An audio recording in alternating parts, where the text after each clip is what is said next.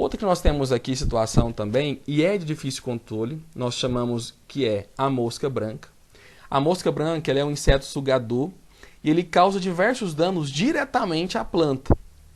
Além, como nós já vimos anteriormente na aula passada, quando nós estávamos falando de doença, ele é um transmissor de viroses, doenças através de vírus, que reduz a produtividade da cultura do algodão.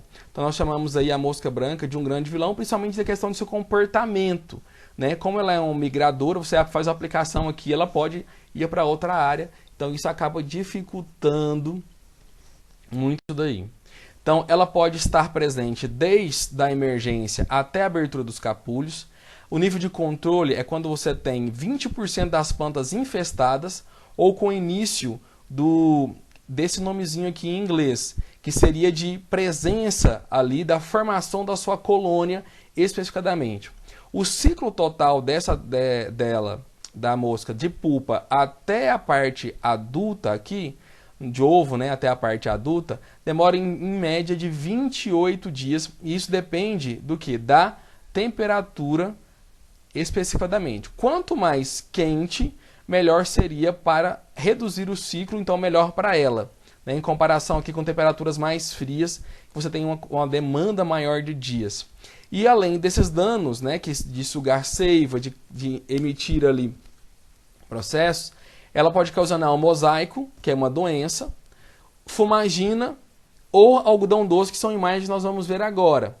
O controle químico ele deve ser feito em dias secos e dias quentes, quando ocorre esse aumento, né, lógico, da população da planta. Nós estamos dizendo 22 aqui, quer dizer 22 dias. Comparado com 70, você tem quase 4 vezes mais rápido o desenvolvimento dessa praga. Então, é por isso que a gente acaba com isso. Um dos danos, né, nós vamos ver os danos também em outros. O outro que nós vamos falar é o pulgão.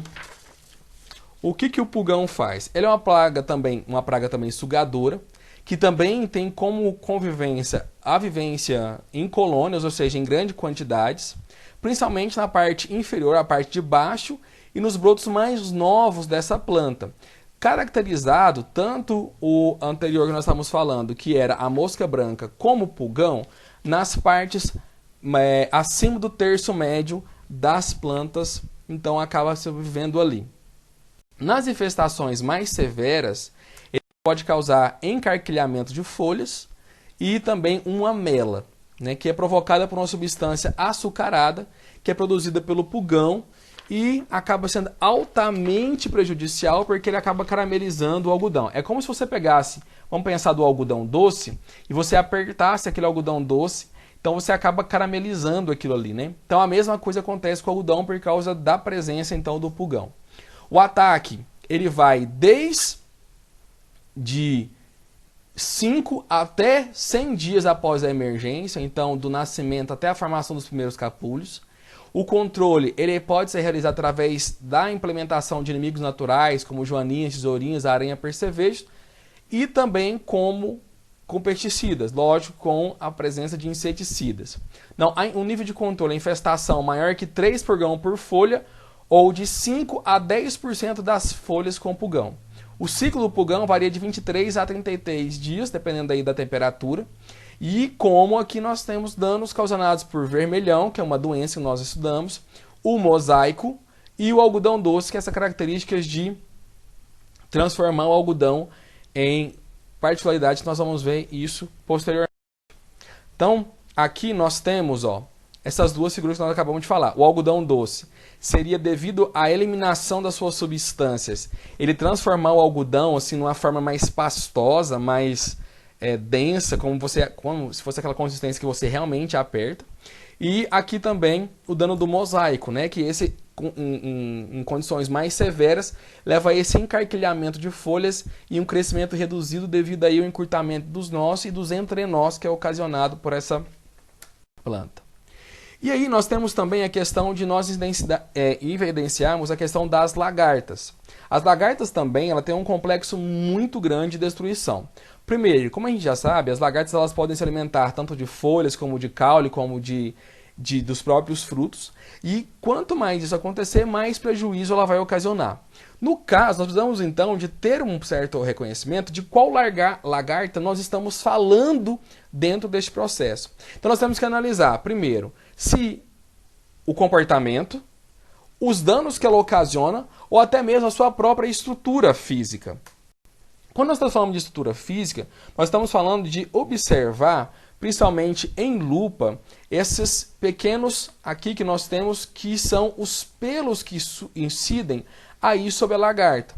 Este aqui, por exemplo, que é o último ali segmento onde que ela possui pelo, pode observar que tem uma característica aqui de um pelo maior superior, seguido de uma pelagem em toda essa estrutura aqui que nós temos. Já quando nós temos outras, a gente tem, visto, lógico, visto a microscópio, né, o pelo, porém sem uma pelagem aqui abaixo dessa estrutura. E isso serve para nós como diferenciação de espécies e de qual espécie nós estamos trabalhando. Além do método comportamental, além mesmo do processo de coloração e de outros fatores como hábitos que nós temos, né, nessas. Outro fator que nós podemos identificar seria o processo de você verificar o adulto. Principalmente o comportamento das asas desse adulto, da mariposa que nós chamamos. Neste caso aqui, ó, lagarta da maçã do algodoeiro, se você for verificar o par de asas dele, parece um par de asas mais quadrado, quando ela está fechada, seguido de uma listragem de coloração amarronzada com uma coloração mais clara.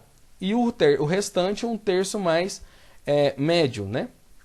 Quando nós estamos falando de lagarta helicoverpa, aqui nós vamos então verificar, olha só, essa presença de aqui na base estrutural, né, uma coloração mais escura, um Vzinho aqui de coloração mais clara e pequenas pontuações localizadas aqui.